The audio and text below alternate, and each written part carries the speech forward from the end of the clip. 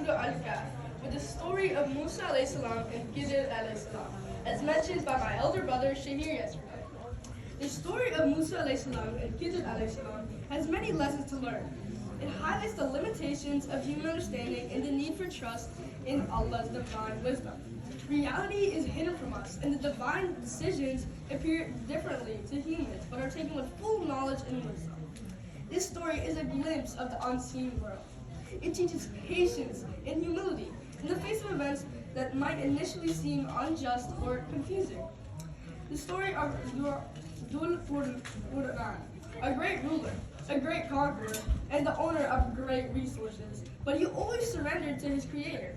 He used power and empire resources in the service of people to establish justice and protect them from harm. This surah is a command to never commit shirks. The next surah mentioned in this juz is Surah Maryam. It was revealed at Makkah before the migration to Habash by Muslim of Makkah. The surah is named after Maryam alayhi salam, the prophet of Isa alayhi salam, as her story. Her miraculous motherhood is discussed in detail within the surah.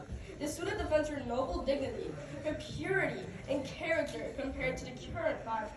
The central theme of the surah is Tawheed, and this is explored through the narration of several stories of Allah's messengers. The tone and style of the surah, particularly in its opening sections, reflect a peaceful and conciliatory approach designed to clarify the Islamic perspective on Jesus and Mary to a Christian audience. This was especially evident when the leader of Muslim migrants recited the portions of the surah before the Christian king Najashi, moving the king to tears and strengthening his sympathy for the Muslim refugees.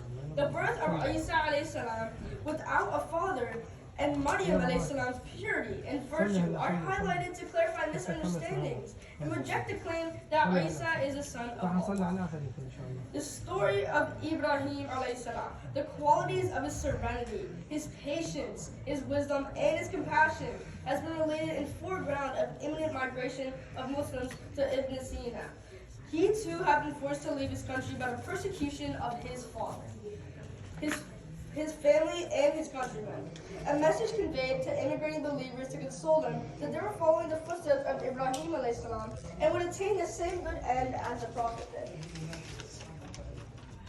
Simultaneously, the disbelievers were warned that they were on the wrong side of history, and amongst those who had persecuted their forefather and leader, Ibrahim alayhi salam, whilst believers are in the position of Ibrahim alayhi salam.